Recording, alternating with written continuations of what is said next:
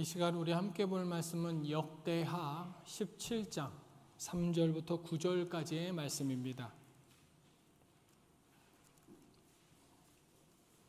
구약 성경 역대하 17장 3절부터 9절까지의 말씀으로 제가 가진 성경은 구약 676쪽에 있습니다.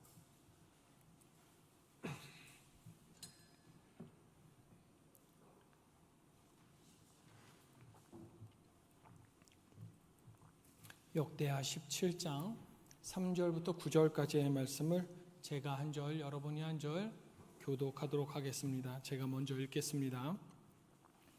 여호와께서 여호사밧과 함께 하셨으니 이는 그가 그의 조상 다윗의 처음 길로 행하여 바알들에게 구하지 아니하고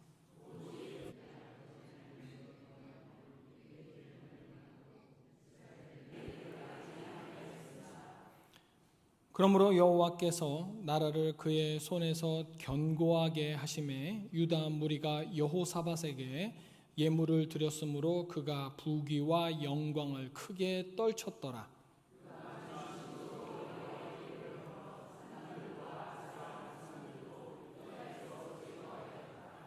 그가 왕위에 있은 지 3년에 그의 방백들 벤하일과 오바댜와 스가랴와 느다넬과 미가야를 보내어 유다 여러 성읍에 가서 가르치게 하고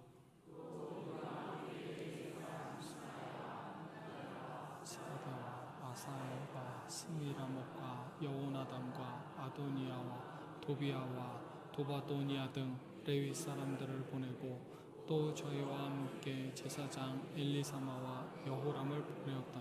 함께 읽겠습니다. 그들이 여호와의 율법책을 가지고 유다에서 가르치되 그 모든 유다 성읍들로 두루 다니며 백성들을 가르쳤더라. 아멘. 이제 오늘은 남유다의 네 번째 왕 여호사밧의 이야기입니다. 북쪽에 있는 북이스라엘은 우상숭배와 불안정한 그런 왕권으로 정치 상황으로 인해서 흔들림이 심한 나라였던 것에 비해서 이 남쪽의 남유다는 다윗 언약이라는 아주 큰 자산을 갖고 있었습니다. 하나님께서 다윗에게 하신 너의 나라를 견고하게 하리라, 또 나라의 왕위를 영원히 견고하게 하리라, 이런 언약은 남유다가 그저 남들과 다름없는 별다를 바 없는 단순한 왕국이 아니라 하나님 언약의 왕국으로 구별해주는 아주 중요한 기반이었습니다. 그래서 북이스라엘이 끊임없는 왕조 교체와 이 피비린내 나는 권력 다툼 속에서 혼란할 때 남유다는 이 다윗 언약 위에서 비교적 안정된 왕의 계승을 이어갈 수가 있었습니다. 그리고 바로 그 안정된 토대 위에서 오늘 본문의 인물인 여호사밧 왕이 왕의 자리에 등극하게 됩니다.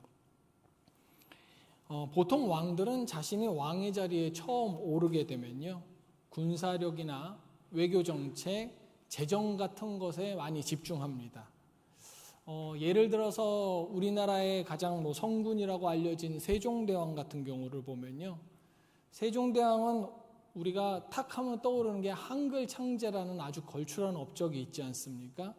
그래서 사실 다른 것이 안 알려져 있지만 세종이 왕의 자리에 등극하고서 곧바로 시행한 세종 1년의 첫 번째 정책이 무엇이냐면 의외로 한글 창제 같은 문화적인 것이 아니라 대마도 정벌이었습니다. 현대 시대도 보면 왕은 아니지만 김대중 대통령, 김영삼 대통령 같은 경우에도 보면 군대 내 사조직인 하나회를 철폐했다던가, 그 다음에 경제 활성화를 위해서 금융실명제를 실시했다던가, 이런 것이 지도자가 초창기에 하는 일반적인 정책들이거든요. 그런데 이 여호사밧은 그의 관심이 다른 지도자들하고 완전히 다릅니다. 여호사밧의 관심은 오늘 본문 3절과 6절에 아주 잘 나와 있는데요, 3절을 보면요, 그가 그의 조상 다윗의 처음 길로 행하여 라고 되어 있고요, 6절에 보면 그가 전심으로 여호와의 길을 걸어. 여호사밧의 관심은 지금 어디에 있는 겁니까? 하나님한테 있는 겁니다. 그러니까 그가 가장 먼저 손댄 것이 바로 남유다의 신앙, 그 신앙의 갱신인 거죠. 그래서 먼저 여호사밧은 당시 우상 숭배가 이루어지던 각 지방의 산당들, 이 산당들을 싹 다 없애버립니다. 주로 아세라 목상을 섬기던 산당들이었는데요. 성경 기록에 의하면 전국의 우상과 관련된 산당들이라는 산당들은 완전히 제거한 것 같아요. 여러분, 이 정도의 개혁은요, 후대에 등장하는 히스기야 왕이라든가 한 번쯤은 들어보셨죠? 또 요시야 왕, 이런 왕의 다음 가는 수준의 엄청난 종교개혁으로서요, 사실 그 전에는 없었던 가장 큰 종교개혁, 신앙개혁이었어요. 그래서 지금 남유다는, 그 나라는 자신들의 신앙을 새롭게 하고자 하는 새로운 왕의 아주 강력한 의지를 경험을 하고 있었던 것입니다. 그런데 이게 끝이 아니었어요. 여호사밧은요, 당시 지도자들 중에 이제 방백들이라고 불리는 각 지방의 일종의 귀족들, 그리고 제사와 행정을 담당하는 레위인들, 또 여러 제사장들, 이런 사람들을 온 유다 땅 곳곳으로 다 파송을 해요. 그래서 파송해갖고 파송된 그 지역에서 그곳에 사는 백성들한테 율법을 가르치게 합니다. 오늘날로 치면 국가가 국민에게 일괄적으로 성경 공부를 시키는 거죠. 성경 공부 이야기가 나오는데요. 우리가 하나님 말씀을, 성경을 공부해야 된다라는 것은 알고 있지만 사실 공부해야 되는 현실적인 이유도 알아야죠. 왜 내가 이 성경을 공부해야 되는지. 여러분, 우리가 성경을 공부해야 되는 현실적인 이유가 뭐냐면요, 하나님 말씀을 어설프게 알면요, 반드시 잘못된 방향으로 갑니다. 그렇게 유도를 해요. 누가 유도를 할까요? 사탄이요. 어설프게 알고 있으니까요. 이제 우리가 충분히 많이 들어서 알고 있는 기복신앙이라는 것도 한번 보세요. 하나님께서 우리를 사랑하시고 복 주신다는 말씀이 성경에 있습니까? 없습니까? 있습니다. 그런데 그 복의 의미를 이 세상에서 살고 있을 때 물질적인 풍요와 성공으로만 좁혀서 이해를 하면, 그럼 성공한 사람은 하나님이 복 주시는 사람이고 실패한 사람은 하나님이 내치신 사람이 되는 겁니까? 그렇게 이해하니까 성공한 사람은 교회 안에서 오만해지는 거고, 실패한 사람에게 있어서 하나님은 나에게는 따뜻한 존재가 아닌 것 같아, 나만 미워하는 것 같아 라고 하면서 점차 신앙이 위축이 되는 겁니다. 결국 하나님의 말씀은 이렇게 성경책으로 이렇게 존재하고 있는데, 그 말씀의 중심을 하나님에게로 모으는 것이 아니라 내가 얼마나 잘 될 수 있지? 내가 얼마나 못 되는 거야? 이렇게 내가 얼마나 잘 되고 못 되느냐에 관심을 두게 되면 이게 바로 하나님 말씀의 왜곡이고, 말씀을 어설프게 아는 신앙이 만들어낸 가장 위험한 결과가 되는 겁니다. 그래서 여러분, 하나님을 아는 지식이 올바르지 못하면 신앙은 반드시 비뚤어진다. 여호사밧은 그것을 너무나도 잘 알고 있었기 때문에 그렇게 지도자들을 각 지방으로 파송해서 백성들을 성경 공부를 시키게 된 거죠. 백성이 하나님을 다시 알게 하는 일에 마음을 쏟게 하기 위해서 가르치는 사람을 파송한 겁니다. 여호사밧의 신앙개혁의 깊이가 바로 여기에서 나왔다고 할 수 있어요. 단순히 우상을 제거하고 무너뜨리는 것이 아니라 한 발자국 더 나아가서 그 제거하고 무너진 그 자리에 하나님 말씀을 대신 꽝 세워놓은 그 세움의 개혁, 그것이 이루어진 것이죠. 다시 말하자면 내게 있는 악을 없애는 것에서 멈추지 않고 말씀으로 세우고 나아가도록 격려하는 개혁. 여러분, 우리 신앙의 전진은요, 단순히 내가 하나님 앞에서 악을 저지르지 않고 내게 다가오는 악을 거절하고 버리는 것, 이게 끝이 아니란 것을 우리가 알아야 합니다. 진리를 내 삶에 세우는 것, 이게 신앙의 올바른 전진이 됩니다. 그리고 반대로 우리가 성경을 공부하지 않음으로 발생하는 가장 큰 손실이 있습니다. 여러분, 어떤 손실이 성경을 공부하지 않기 때문에 발생할까요? 우리가 손실이라고 하니까 이 세상에서 복받지 못하는 거 아니야? 내가 하는 사업이 실패하는 것은 아니야? 이런 생각을 하실 수도 있겠습니다만 여러분, 우리가 성경을 공부하지 않음으로 발생하는 가장 큰 손실은 바로 영혼들입니다. 영혼의 손실이 생겨요. 내가 말씀을 모르는데 어떻게 하나님 말씀, 즉 복음을 전하시겠습니까? 그 목사님이 알려주시면 되죠. 아니요, 그런 일이 일어나지 않습니다. 전도 대상자가 교회에 처음 나온 뒤에 바로 목회자 찾아가서 궁금한 거 묻고 그럴 수 있을 것 같습니까? 또 지금 이제 추석인데, 추석 같은 명절 때 여러 가족들을 만나는데 믿지 않는 식구들이 너는 교회가 어디가 좋아서 그렇게 열심히냐? 이렇게 물으면 한번 나와봐. 우리 목사님이 다 설명해 주실 거야. 이러면 나옵니까? 거기서 대화가 끝나고 말죠. 내가 알아야 합니다.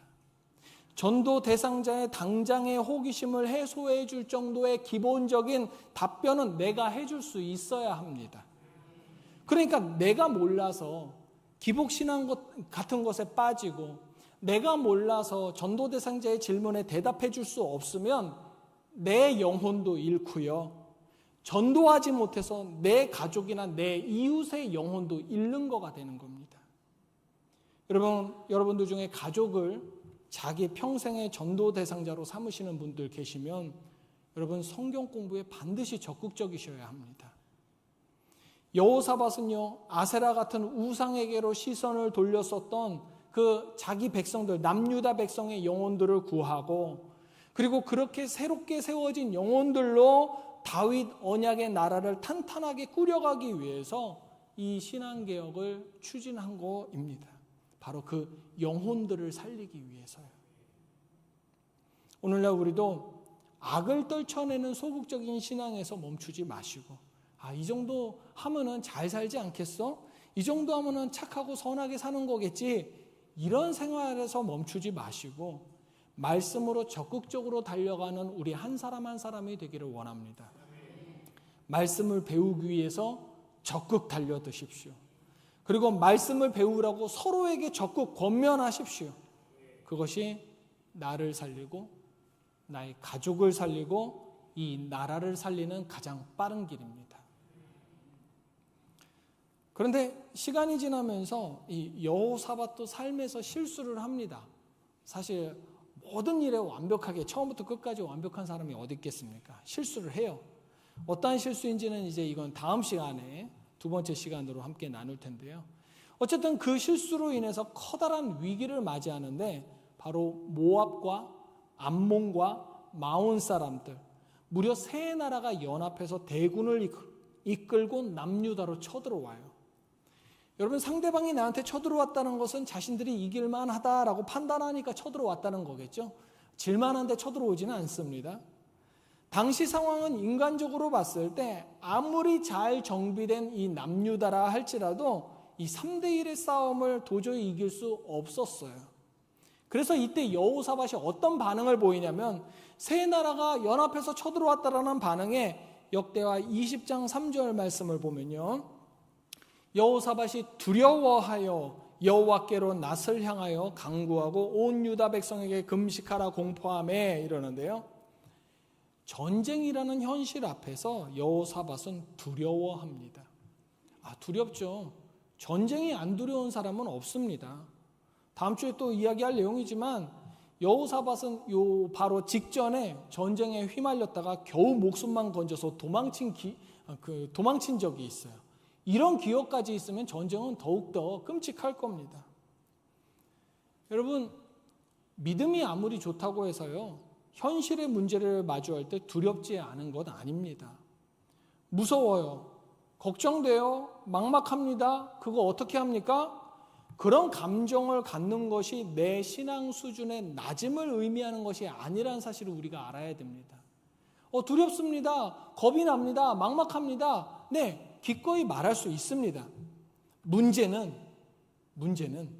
그렇게 나에게 닥친 두려움이나 염려나 문제를 기도의 출발점으로 삼을 수 있느냐 없느냐, 그게 문제인 겁니다. 3절을 히브리어 원어로 보면요, 여호사밧이 두려워해서 즉각적으로 여호와께로 향했다라고 번역을 할 수가 있습니다. 두려워하는데 즉각적으로 여호와께 향했다. 즉 여호사밧에게 두려움은 기도의 출발점으로 삼게 된 것입니다. 이것은 우리가 본받아야 할 중요한 신앙의 포인트입니다. 내가 온몸으로 느끼는 두려움, 이거 세상을 살 때 당연히 있는 겁니다. 믿음이 있다고 해서 두려움 안 느끼는 거 아니에요. 마치 안 느끼는 것처럼 난 믿음이 있으니까, 나는 하나님이 계시니까 난 괜찮아, 허세 떨지 마시고요, 그 두려움을 그대로 하나님께로 가져가시면 됩니다.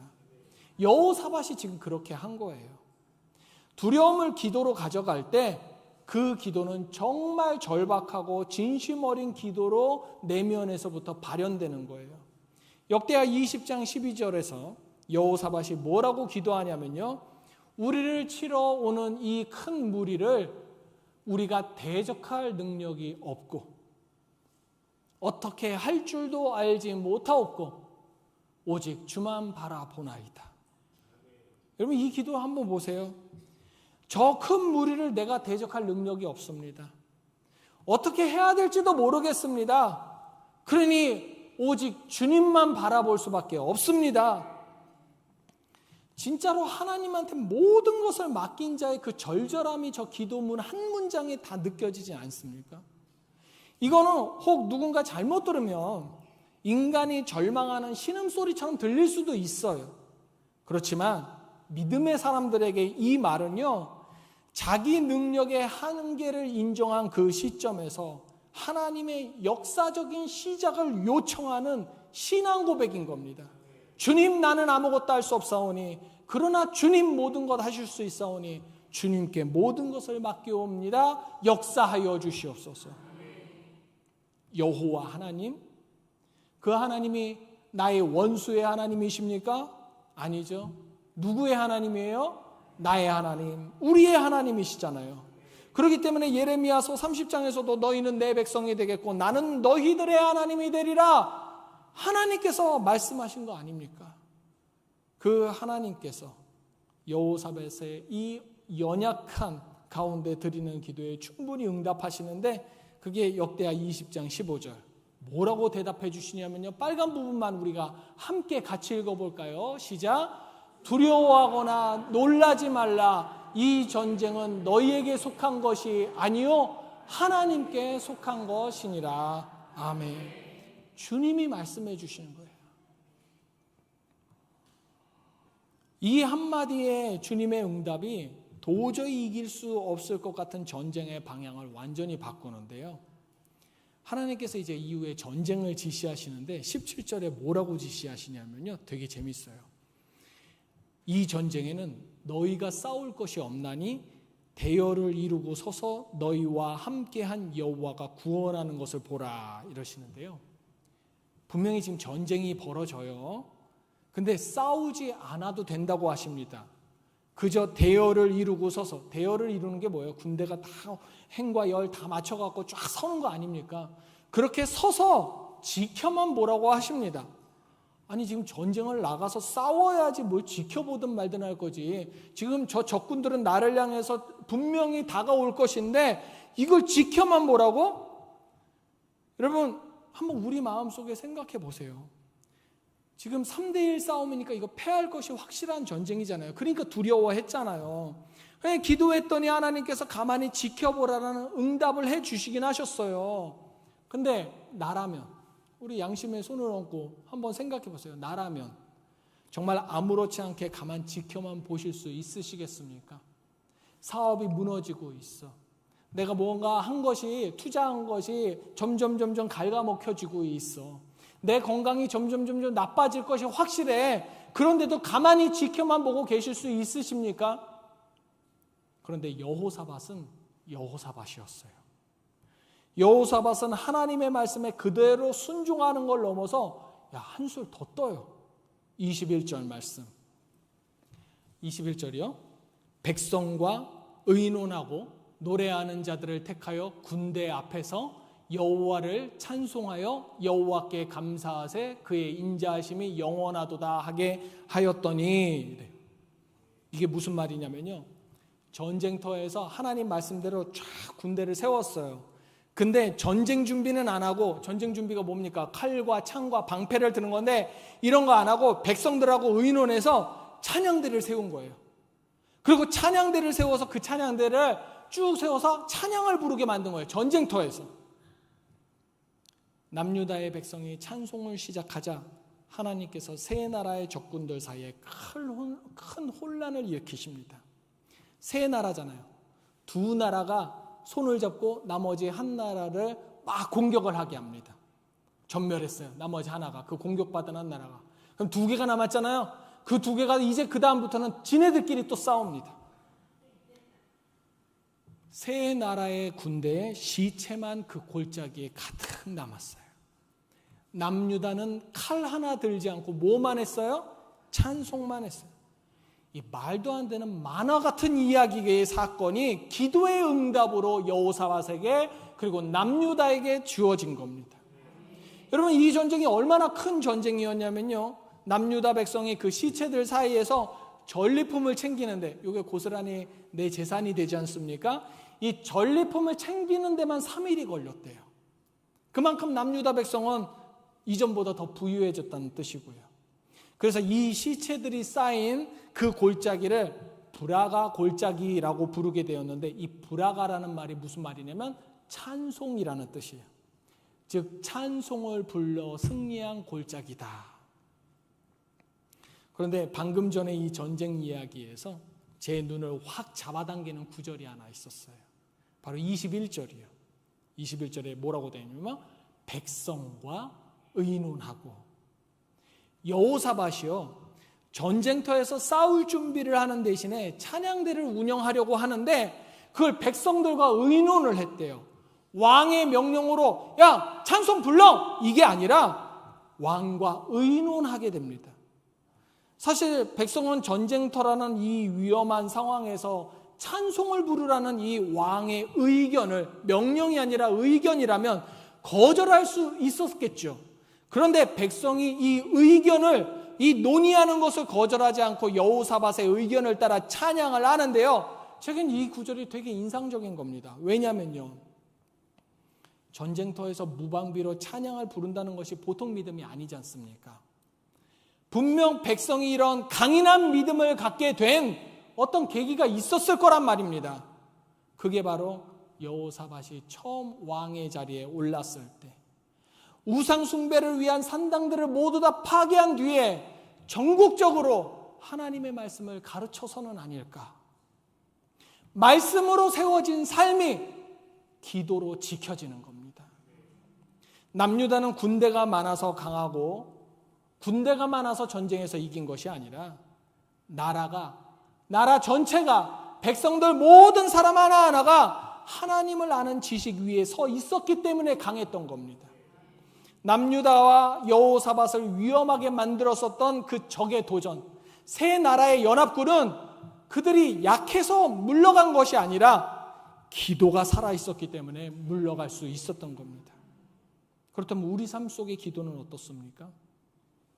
하나님을 의지하는 예배의 대상으로서 우리가 기도하고 있습니까? 아니면 나의 삶을 돕고 나를 풍요롭게 만들어줄 도구로서 기도를 사용하고 있습니까?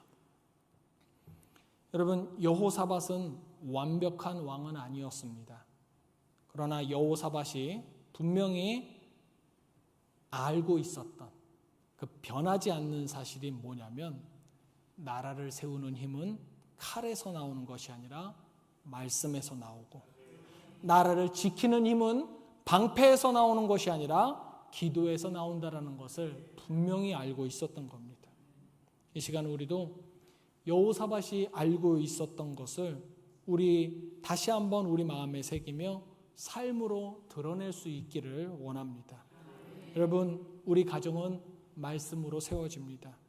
우리의 위기는 기도로 해결이 됩니다.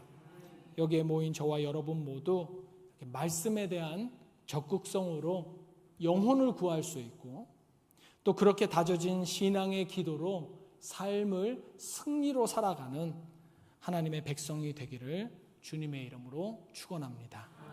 기도하겠습니다. 하나님, 우리의 신앙이 말씀 위에 세워져야 함을 보게 하시고 또 우리의 어려움은 기도로 능히 승리할 수 있음을 확인해 주셔서 감사합니다. 우리가 때로는 주님을 믿는 신앙을 갖고 있으면서도 세상으로부터도 능히 물질과 성공 등 내가 원하는 것을 얻을 수 있다고 생각했었음을 인정합니다. 그래서 내가 살아가는 일상이 바쁘다고 때로는 하나님 말씀을 도외시하며 어쩌면 겨우 일주일에 한두 번 예배로 신앙의 전부를 다 이룬 것처럼 살기도 했습니다.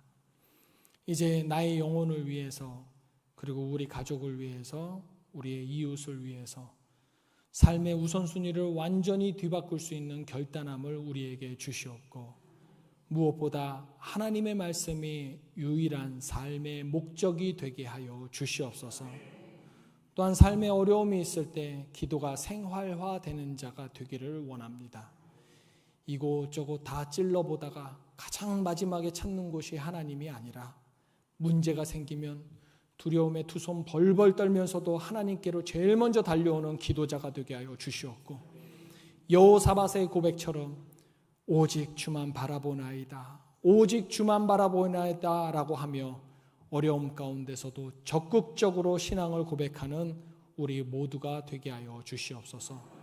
우리 삶 가운데 싸워야 할 전쟁터가 있다면 나의 손이 아니라 하나님의 능력으로 싸워 주시옵고 우리 입에서는 오직 하나님 찬양만 읊조림으로 내 삶의 현장이 불화가 골짜기, 찬양의 골짜기가 되게 하여 주시옵소서. 이번 추석 연휴 마지막까지 우리가 왕래하는 모든 발걸음이 영혼을 세우고 기도로 승리하며 찬양의 즐거움이 있는 순간이 되도록 인도하여 주시기를 바라오며 예수님의 이름으로 기도합니다. 아멘.